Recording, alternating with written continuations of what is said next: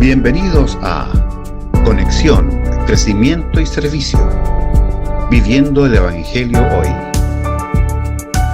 Un espacio de la Iglesia Cristo Eterno Redentor de enseñanzas, noticias y conversación. Visítanos y síguenos en el canal de YouTube y nuestro fanpage Cristo Eterno Redentor.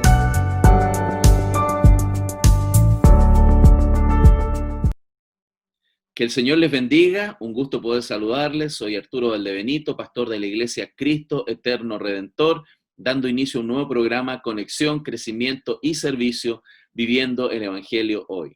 El día de hoy continuamos con esta preciosa serie de matrimonio, donde semana a semana hemos venido compartiendo fundamentos bíblicos para la vida matrimonial, cómo resolver conflictos, cómo enfrentar temas financieros, y así un sinnúmero de temas que hemos venido desarrollando muchas semanas con nuestro hermano Jorge Altimira. Y el día de hoy vamos a entrar en una temática ya final de esta serie, pero que sin duda es desafiante. Vamos a hablar acerca del divorcio, qué condiciones bíblicas hay para esto, qué es lo que piensa Dios del divorcio, etcétera, etcétera. Y probablemente vamos a abordar hoy día el 50% del tema, y la próxima enseñanza la tendremos la próxima semana también en este mismo horario. Así que estamos nuevamente con Jorge. ¿Cómo estás, Jorge? Dios te bendiga. Hola, pastor.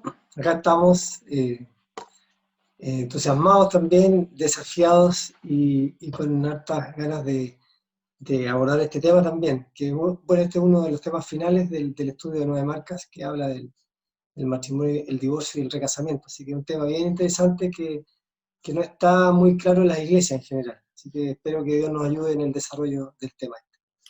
Amén, amén. Entonces vamos a orar al Señor para que Él guíe a Jorge y nos permita, por supuesto, comprender la profundidad, los alcances que esta temática tiene, teniendo en cuenta la sensibilidad, cuando pensamos en estos temas, el dolor que se produce en la familia, la sensibilidad frente a ciertas realidades, y cada caso es muy particular. Así que vamos a pedirle a Dios sabiduría para que Él nos guíe en cómo expresar esta enseñanza. Padre, te damos gracias, Señor, porque tú estás con nosotros, Padre amado, estás en nosotros. Y en esta mañana, Padre, que vamos a compartir esta enseñanza, Señor, te rogamos, Dios, que tú uses la vida de nuestro hermano Jorge, que le bendigas a él y a través de él a tu iglesia, Señor, para enseñar tu palabra en esta temática, sin duda que es desafiante, que, Padre, golpea el corazón de muchas personas en esta realidad actual, en este mundo, donde el divorcio, Señor, es muy común hoy día, Señor, y te ruego, Dios, que tu iglesia pueda ser fortalecida en tu palabra para comprender lo importante que es el pacto, Señor, y qué piensas tú acerca de estas materias. Te ruego, Señor, que por medio de tu Espíritu Santo tú hables a tu iglesia, hables a nuestras vidas y uses poderosamente a Jorge. En el nombre de Jesús, amén. Amén. Amén.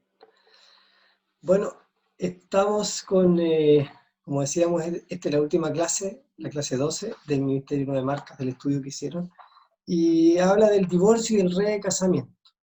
En realidad este es un tema, dice ahí que es un tema difícil e inoportuno, es un tema bastante complejo.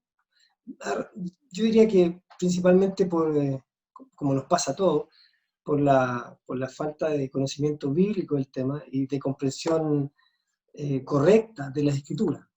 Entonces, el divorcio ha ocurrido muchas veces, y el divorcio ocurre porque básicamente hay pecado en nosotros. Lo sabemos, somos personas que tenemos esta vieja naturaleza y nos induce al pecado. Entonces, la primera razón de por qué se produce es porque efectivamente ha habido pecado en una relación matrimonial. Entonces, el producto del pecado hay entonces divorcio. Y es difícil porque las enseñanzas perdón, de la Biblia son claras en términos de grandes rasgos, pero hay muchas particularidades entre medio, hay muchos casos, muchas opciones, muchas alternativas, y muchos casos distintos. Los matrimonios son diferentes en general, caracteres diferentes, situaciones diferentes. Y entonces, esto no es como una receta, digamos, para decir si usted cumple con 3 requisitos se divorcia, si no cumple no se divorcia. En general es un tema bastante complejo y que debe ser abordado por la Iglesia con mucha sabiduría, y lo dice más adelante el estudio, con mucho estudio, mucha oración y mucho conocimiento de la Escritura, ¿no? Es un tema muy delicado. Entonces, dice, básicamente, lo voy a leer textual, en respuesta al dolor y la dificultad del divorcio, el mundo ha optado por el enfoque suave. ¿Qué piensa el mundo respecto al divorcio?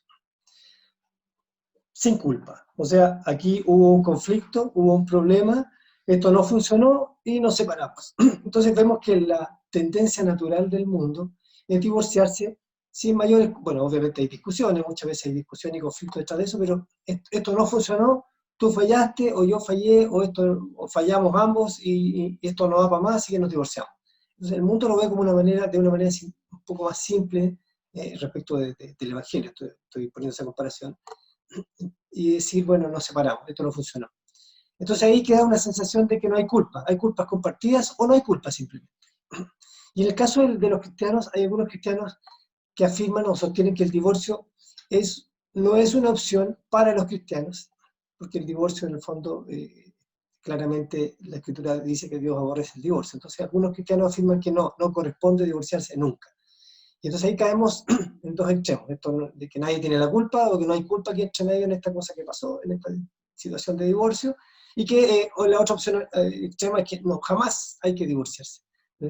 Aun cuando esto hay que revisarlo con pinzas, en realidad es cada caso, como lo decíamos al principio, existe una alternativa que establece la Escritura, pero lo vamos a ver en el desarrollo más adelante. Así que el divorcio y el recasamiento básicamente tiene estas dos alternativas, cómo lo ve el mundo y cómo lo ven algunos cristianos. Vamos a ver qué dice la Escritura en el fondo. Así que veamos la siguiente imagen, pastor, por favor. Debemos partir diciendo que Dios odia el divorcio. Y ahí hay una escritura en Malaquías, pastor, por favor. Sí, bueno, Dios dice con mucha claridad en el texto, ¿no? Yo aborrezco el divorcio, dice el Señor, Dios de Israel. Es como que Él firmara, ¿no? Yo digo. Exacto, dice Dios. Y efectivamente Dios lo dice. Dios aborrece el divorcio, vamos a ver más adelante por qué razón lo aborrece. Ahora, lo importante es que aquí, en esta escritura, Dios no lo aborrece, y si lo analizamos a la luz de la escritura en general, Dios aborrece el divorcio, pero no lo hace desde una posición farisaica, así, engreída, superior. Dios me carga el divorcio. No, Dios lo hace porque efectivamente Él sufrió el divorcio. O sea, partamos diciendo que nosotros nacimos, parafraseando, nacimos divorciados de Dios. O sea, nacimos en pecado. No estamos en las manos de Dios, no estamos en su reino, no estamos en el reino de la luz. Nacimos en el reino de las tinieblas, apartados, separados de Dios. Y Él nos recontrata, nos recasa, nos hace hijos de Él a través del gran amor que muestra la Escritura. Pero Dios conoce el divorcio y lo conoce también a través de Cristo. En el fondo, sabemos que Cristo experimentaba ese quebranto, no solo el quebranto, sino que el amor traicionado y el amor abandonado. Cristo fue abandonado al final, ¿cierto? Cuando iba a ir a la cruz, sufrió el abandono y el mayor abandono, que es el abandono del Padre. Es decir, este sentimiento, esta sensación, esta idea del divorcio la ha experimentado Dios, y también específicamente a través de Cristo. Así que Dios conoce el dolor del divorcio. Dios sabe lo que significa la traición y el abandono. Por lo tanto, no está hablando, y eso es la idea de este comentario, Dios odia el divorcio, pero no desde una actitud farisaica o legalista, o de una actitud superior. Dios lo aborrece porque Él ha sufrido personalmente el tema del divorcio. Veamos bueno, Jeremías, léele por favor, pastor, Jeremías 3, 6 al 8. Dice así: durante el reinado del rey Josías, el Señor me dijo, ¿has visto lo que ha hecho Israel, la infiel? Se fue a todo monte alto y allí, bajo todo árbol frondoso, se prostituyó. Yo pensaba que después de hacer todo esto, ella volvería a mí, pero no lo hizo. Esto lo vio su hermana, la infiel Judá, y vio también que yo había repudiado a la apóstata Israel y que le había dado carta de divorcio por todos los adulterios que había cometido. No obstante, su hermana, la infiel Judá, no tuvo ningún temor, sino que también ella se prostituyó.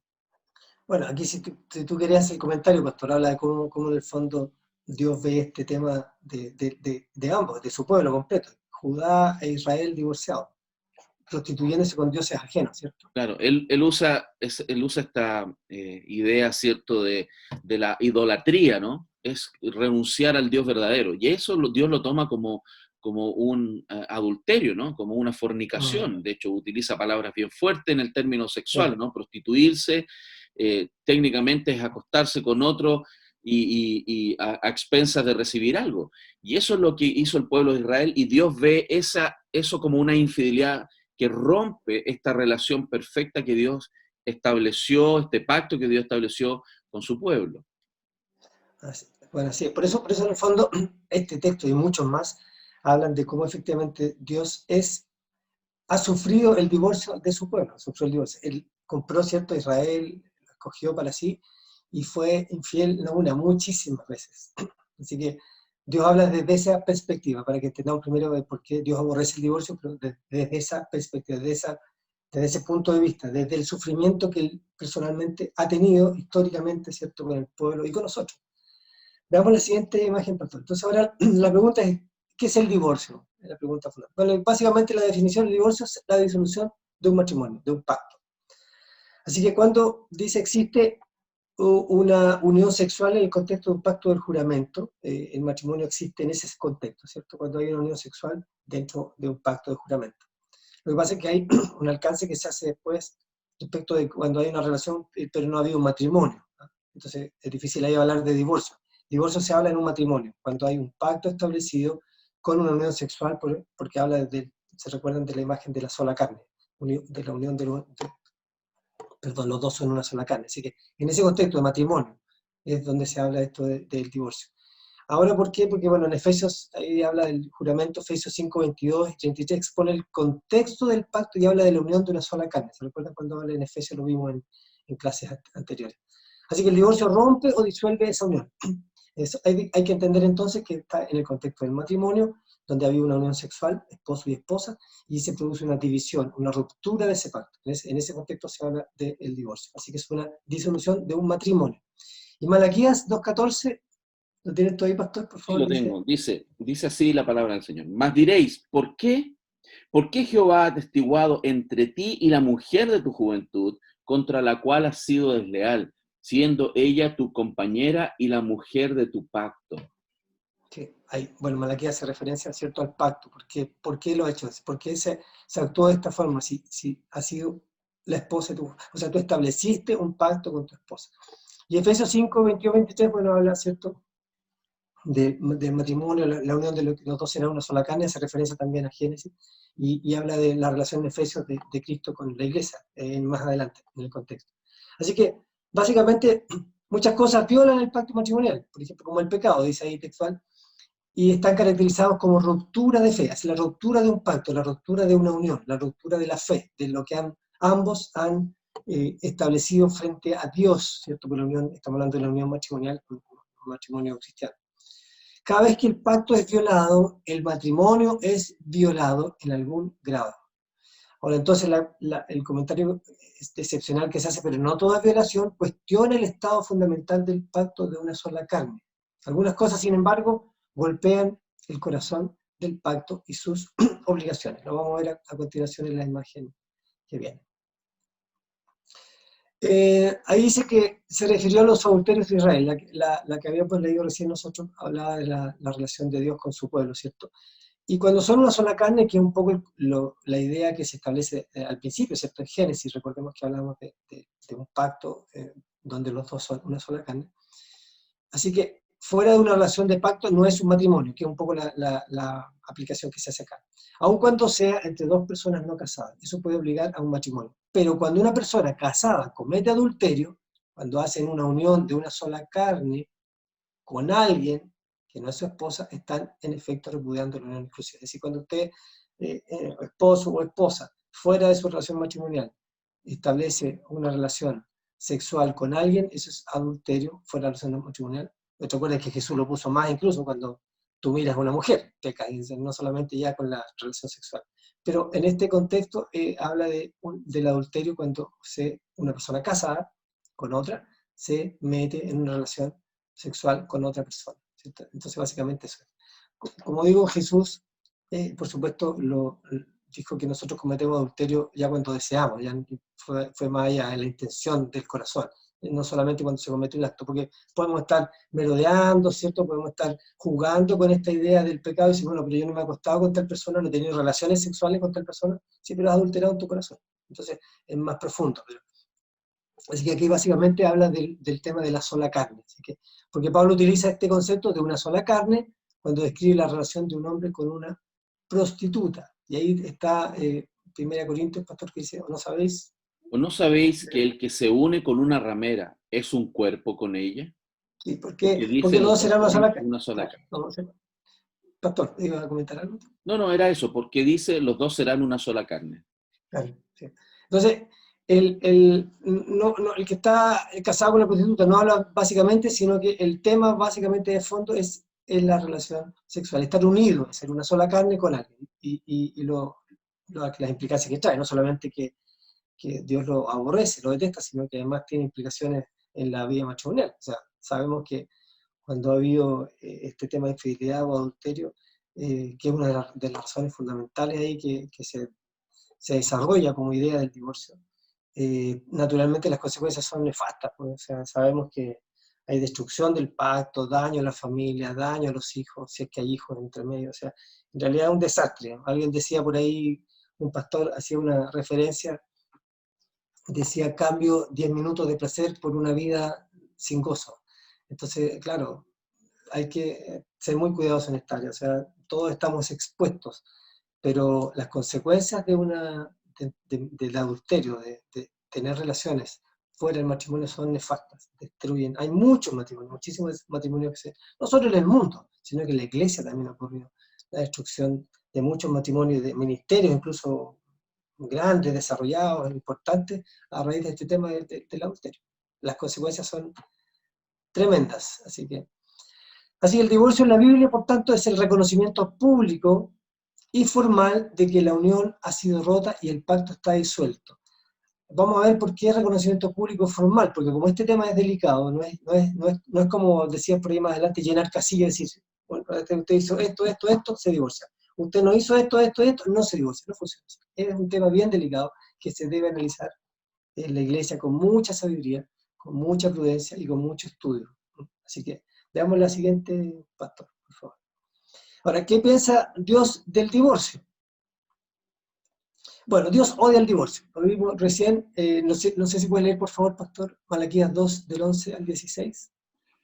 Dice así: prevaricó Judá, y en Israel y en Jerusalén se ha cometido abominación, porque Judá ha profanado el santuario de Jehová que él amó, y se casó con hija de Dios extraño. Jehová cortará de las tiendas de Jacob al hombre que hiciere esto, al que vela y al que responde, al que ofrece ofrenda a Jehová de los ejércitos.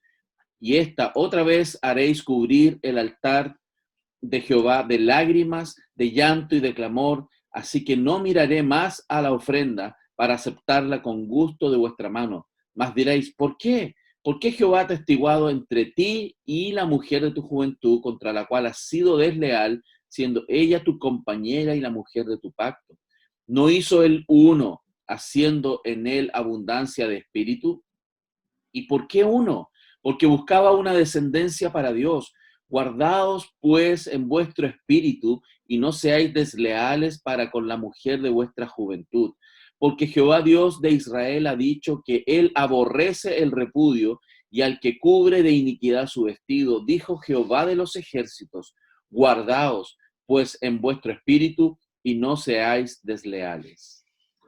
Bueno, en este versículo que acaba de leer el pastor, hay varios aspectos que se tocan, pero fundamentalmente vamos a destacar lo de la fidelidad del pacto. En el fondo habla de por qué te separas de la mujer, por qué eres desleal con ella, dice, siendo tu compañera y la mujer de tu pacto.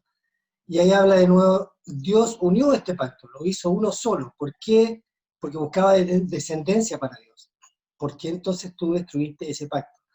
Así que aborrece Dios el repudio, que es en el fondo el divorcio o la carta de divorcio que se usaba antiguamente, actualmente el divorcio sabemos, la carta de repudio que se siente. Así que en el fondo Dios aborrece el divorcio, Dios odia el divorcio, no está en su corazón, no es la intención, nunca fue la intención de Dios. La intención de Dios fue la fidelidad del pacto. Así que aquí hay tres razones que nos da Malaquías de por qué Dios odia el divorcio. Perdón. Razón 1, Dios odia el divorcio porque perjudica la oportunidad de los padres a criar una descendencia piadosa. Recuerde que el propósito principal del matrimonio es producir una descendencia piadosa, ¿cierto? Recordamos nosotros desde el origen incluso, ¿cierto? Sed fecundos, multiplicados, ¿cierto? Entonces, la idea de Dios era multiplicar, ser fecundos en la crianza, en la formación de hijos, ¿cierto? En traer hijos al mundo que fueran hijos para la gloria de Dios. Así que el primer propósito está roto a través del divorcio, ¿cierto? Crear una descendencia piadosa. La segunda razón de por qué Dios odia el divorcio es porque se rompe un pacto, y eso lo comentamos ya recientemente. Se hace un pacto. ¿Cuál es el deseo de Dios? Que ese pacto se mantenga, permanezca en el tiempo, perseveremos en el pacto. Hagamos todo lo posible, todo lo que esté a nuestro alcance, con la ayuda de Dios, para que ese pacto se perpetúe. Lleguemos al pacto hasta el final de nuestras vidas. Esa es la intención de Dios, no romper el pacto. Así que aquí en el Malaquías 2, ¿cierto? El pacto es roto entre Dios e Israel. Obviamente Israel es quien rompe el pacto, no es Dios. Y la tercera razón de por qué Dios odia el divorcio es porque destruye esta imagen de fidelidad del pacto. Ahí está un versículo muy conocido por nosotros, ¿cierto? Mateo 19, del 4 al 6. ¿Lo puede leer, pastor? Sí, dice así. Él respondiendo les dijo, ¿no habéis leído que el que los hizo al principio, varón y hembra los hizo? Y dijo, por esto el hombre dejará padre y madre y se unirá a su mujer y los dos serán una sola carne. Así que no son ya más dos, sino una sola carne. Por tanto, lo que Dios juntó, no lo separe el hombre. Y aquí, cuando se hace en Mateo ese versículo que refiere a Jesús naturalmente, dice abajo, es como si Jesús dijera, oye, Dios lo juntó, el Padre Celestial lo juntó. ¿Cómo se atreven ustedes, simples humanos, simples mortales, simples criaturas, a determinar o a considerar separarlo, destruir ese pacto? ¿Cómo te atreves tú? Si Dios lo unió, Dios lo selló, ¿por qué tú quieres, deseas o permites romper ese pacto? Así que la cita de Génesis 2:24 que Jesús usa naturalmente cuando se refiere al principio, o sea, recuerdan que lo hemos visto en clases anteriores, es la misma que se usa en Efesios 5 cuando se habla de la relación de Cristo con su iglesia. Porque el matrimonio, ¿cierto?, es la ilustración que hace Pablo, ¿cierto?, el apóstol Pablo luego en la carta de Efesios, la ilustración que hace del matrimonio y la iglesia. Cristo y su iglesia es la misma similitud, la misma relación de pacto y de profundidad e intensidad del pacto que hay y que debe haber en un matrimonio. Así que cuando se rompe esta imagen en el matrimonio también se tiende a romper análogamente la imagen de Cristo con su iglesia, y eso no es así. Dios estableció un pacto perpetuo con su pueblo, así como Cristo un pacto perpetuo con nosotros, su iglesia. Así que no hay ninguna autorización, bueno, vamos a ver, salvo un par de excepciones, pero no hay ninguna autorización para destruir un pacto. No hay motivación genuina, salvo el pecado que hay en el corazón. Así que la tercera pregunta que aparece aquí es, en la siguiente imagen, ¿es el divorcio siempre un pecado? Y ahí entonces nosotros veíamos al principio, el mundo dice que nunca lo es, o sea, no es un pecado, obviamente el mundo no considera pecado prácticamente nada, así que separarse es lo más normal. Si no funcionó esta cosa, no funcionó el matrimonio, no estamos de acuerdo, nos dividimos, simplemente se acaba esto. Pero para algunos cristianos, el otro problema es que para algunos cristianos siempre es un pecado. Entonces, amarra una relación matrimonial independiente de los problemas que están sufriendo y de las consecuencias que esos problemas tienen. Y eso es más delicado. Así que, así como para el mundo nunca es un pecado, para algunos cristianos siempre es un pecado. Y significa entonces que van a establecer, mantener esa relación contra todo pronóstico. Y ahí hay que ser delicado en el análisis de la situación y del conflicto que está sufriendo un matrimonio. Así que el divorcio no siempre es pecado para ambas partes involucradas, aun cuando hay ciertas responsabilidades compartidas y probablemente proporcionalmente compartidas de otra forma, dependiendo de la situación del conflicto. Pero el divorcio no siempre es pecado para ambas partes involucradas. Así que aquí hay enseñanzas bíblicas, ¿cierto?, que condenan el divorcio y hay otras que lo aceptan. no es que lo instituyen, lo aceptan, que es distinto. Así que vemos en el pasaje que viene a continuación en Mateo, pastor, por favor, Mateo 19, del 8 al 9, lo que Dice decía así. Jesús. Ok, dice, y les dijo, por la dureza de vuestro corazón, Moisés os permitió repudiar a vuestras mujeres, mas al principio no fue así. Y yo os digo que cualquiera que repudia a su mujer, salvo por causa de fornicación, y se casa con otra, adultera. Y el que se casa con la repudiada, adultera. Claro. Aquí, bueno, hay un motivo que establece nuestro Señor, ¿cierto? Dice que no se puede repudiar, no está permitido, salvo por la dureza del corazón. Y dice ahí, incluso cualquiera que repudia a su mujer, salvo por causa de fornicación. Lo vamos a ver más adelante en la segunda parte del estudio, que es uno de los motivos que obviamente requiere un análisis profundo, tiene que ver con el perdón, con la restauración y otras cosas más importantes también.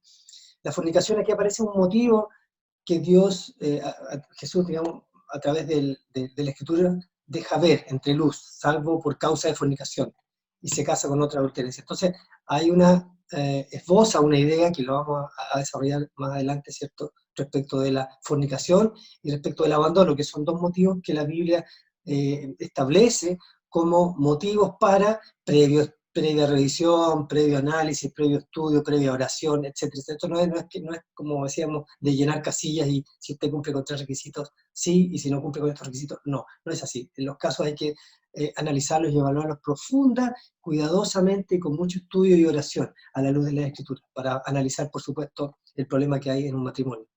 Así que el divorcio siempre es un pecado, por lo menos para uno de los cónyuges. Puede ser un pecado para ambos, a veces hay responsabilidades absolutamente compartidas. Pero a veces, en casos excepcionales, dice es un acto de justicia para la parte ofendida o inocente, o menos culpable. Y ahí hay varios motivos. Así que al hablar de una parte inocente, acerca de la inocencia relativa, dice el estudio, porque no hay una inocencia completa. Siempre hay una participación en el conflicto matrimonial. Siempre hay una responsabilidad. Puede ser muy pequeña, y la otra parte, gran responsabilidad, pero siempre hay una responsabilidad de ambos cónyuges. Nunca es absolutamente inocente una parte, siempre tiene algún grado, aunque sea pequeño. Puede, dice, ser inocente del punto final en disputa, por ejemplo, el adulterio, ¿no es cierto? El adulterio ocurre, ¿cierto? Y es motivado por un problema en el corazón, naturalmente, ¿cierto? Tentación, falta de comunión, etcétera, muchas razones. Y puede caer una de las dos parejas, normalmente ocurre más en el hombre, pero caer en adulterio, que es tener relaciones sexuales fuera del matrimonio, ser infiel a su esposa o a su esposo, en el caso de la esposa. Pero hay algo que condujo a ese punto, hay que analizar el problema que hubo detrás de eso, porque el hombre cayó, porque simplemente era un pecador grande, no convertido, no sé. Hay que analizar la situación de cada matrimonio, naturalmente. Así que, por ejemplo, el hombre que comete adulterio después de vivir durante años con su esposa, que estaba emocional y físicamente distante, puede haber también un indicio de un problema que se generó anteriormente, que se viene arrastrando desde el principio del matrimonio o desde cierta etapa del matrimonio, que no fue resuelto, que no fue tratado y desencadenó finalmente en adulterio. No es que esté justificando esta acción de adulterar, sino que simplemente hay alternativas, hay casos, hay situaciones que naturalmente conducen a un adulterio y a una ruptura finalmente del matrimonio. Así que no excusa la infidelidad aun cuando su pecado es real, ¿ya? Y ahí habría que analizarlo. De hecho, lo que vamos a hacer en la segunda parte del estudio es ver esto de los fundamentos bíblicos del divorcio, porque efectivamente ahí, como decía Jesús en Mateo, habla de la infidelidad, ¿cierto?, el adulterio, la infidelidad matrimonial. También hay otro motivo que la Escritura establece, que tiene que ver con el abandono. Así que son dos temas que vamos a desarrollar a continuación, que no justifican, nada justifica el divorcio, pero sí hay motivos que hacen que esto se permita en una relación matrimonial de un matrimonio cristiano. Dios aborrece el divorcio, esa es la idea central con la que nos vamos a quedar. Dios odia el divorcio, quiere que el pacto sea perpetuo, pero hay casos excepcionales que deben ser analizados naturalmente a la luz de la Escritura, en la iglesia, con consejería, con el grupo de ancianos.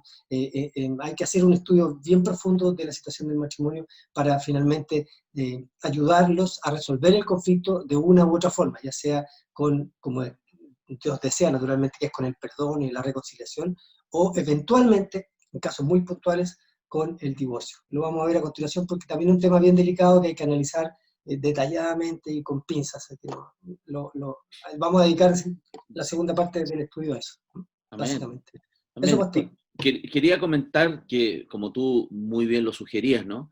Respecto de esta necesidad que frente a una circunstancia posible, si en la mente, en el corazón, dada la circunstancia, está brotando esta idea de un divorcio, uno debe orar mucho y buscar consejo en la palabra y en personas maduras, porque nuestro corazón es muy engañoso. Así como no podemos irnos a un extremo de decir que a toda costa y bajo toda circunstancia yo mantengo el pacto a pesar de abuso y un montón de cosas terribles que pueden suceder, como han habido casos y la gente quiere mantenerse de manera estoica en una circunstancia, incluso a veces por motivaciones equivocadas. En el otro sentido también tenemos que ser muy cuidadosos porque, dado que nuestro corazón también es engañoso, el escapismo frente a la presión también puede ser un camino equivocado. Y podemos incluso pensar de que el abandono, bajo cualquier tipo de abandono, no, porque me abandonó porque no me llama todos los días, no sé, voy a exagerar, por supuesto. Claro. No está atento de mi vida todos los días y no me está llamando ni me dice te amo todos los días. Estoy exagerando, por supuesto. Podemos llevar a un punto y utilizar estas salvedades que da Dios como un mecanismo para simplemente dejar a Dios al margen de mi vida en una decisión tan importante. Yo creo que es relevante tener en cuenta también, por supuesto, la gloria de Dios, lo que Dios quiere y por qué Él piensa, por qué Él diseñó y Él piensa que el matrimonio es el mejor diseño sobre el cual el Evangelio puede ser mostrado y las vidas pueden ser bendecidas. Por eso creo que es importante que ambas partes consideren muy bien lo que Dios piensa antes que ellos pongan en la balanza sus propios argumentos sobre la situación que están viviendo. Sin duda, el divorcio es algo real, el divorcio está legislado en la Biblia, me ha tocado pastorear situaciones de ese tipo. Sin duda, el dolor es tremendo y siempre el mejor consejo de Dios va a ser: busquen a Dios en el Evangelio para restaurar esa relación. Si eso en el última de las instancias no es posible, hay una salida que Dios permite, que es la que vamos a estudiar la próxima semana. Así que, Jorge, muchas gracias por esta temática y cómo nos estás animando a estudiar un tema tan complejo también, pero también de manera práctica ir viendo las alternativas que hay. Muchas gracias. Sí, yo pensaba cuando tú hablabas, solo un comentario final, hablabas de la consejería. Claro, ¿cómo en consejería te ha tocado ver tantos casos? Al frente tienes uno, ¿cierto? Que tiene que ver con restauración, o sea, cómo un matrimonio perdido puede ser restaurado simplemente aplicando el Evangelio al matrimonio, simplemente, que tiene que ver finalmente con la disposición del corazón, porque el principio general de cuando Dios odia el divorcio, el principio general es que busca el perdón y la restauración, siempre va a buscar el perdón y la restauración. Cuando ello no ocurre, pero no ocurre ¿por qué? Por la dureza del corazón. Cuando ello no ocurre por la dureza del corazón, o porque los daños han sido tremendos, ahí la iglesia, la consejería, el pastor, y el grupo de matrimonios maduros, etcétera, en la iglesia, considerará el caso, y siempre la intención será tratar de restaurar y perdonar. Eso siempre, pero hay casos excepcionales que los vamos a comentar. Así es. Y me ha tocado observar situaciones donde efectivamente la ruptura del pacto ha gatillado el divorcio. Y yo digo, ok, esto es parte lamentable, dolorosa y triste del pecado del corazón de una persona y que la parte afectada en ese sentido ha evaluado su responsabilidad, pero también no logra superar la circunstancia y se divorcian. Y eso yo digo, ok, esto está dentro del marco que Dios ha permitido. Pero también me doy cuenta que hay otros casos donde lo que gatilla o motiva el divorcio es el egoísmo. El no considerar a Dios en esto y poner mi necesidad, mi estándar, lo que yo quiero, lo que yo espero del otro, como la norma sobre la cual voy a evaluar. Y en eso no nos distingue nada del pensamiento del mundo. Si no me das lo que yo pido, por lo tanto esto no puede funcionar, entonces divorciemos. Entonces, eso también lo he observado y es triste verlo porque uno se da cuenta que se rompe el pacto, se deshonra al Señor por un lado, pero también se afecta mucho la vida. Leí alguna vez en términos solo financieros, un elemento más, es el peor negocio de la vida, el divorcio, porque lo más probable es que las personas continúen sus vidas, a veces arman nuevas familias y esas familias ya la economía se tiene que dividir porque hay que responder a la familia. Entonces, financieramente es el peor negocio. Además de todo lo que afecta al corazón de una familia, de los niños, de alguna manera le enseñamos a los niños cómo se enfrenta la vida y cómo resolver los conflictos, con nuestro propio ejemplo. Cuando, por ejemplo, también nos divorciamos, por supuesto, vuelvo a repetir, hay casos y casos, y hay casos donde era el camino que había que seguir, no había otro. Así que bueno, muchas gracias, Jorge, esperamos tenerte la próxima semana de nuevo, y gracias a todos ustedes quienes también estuvieron conectados con nosotros en este día, y gracias por acompañarnos en este programa Conexión, Crecimiento y Servicio, viviendo el Evangelio hoy. Nos vemos en una próxima oportunidad.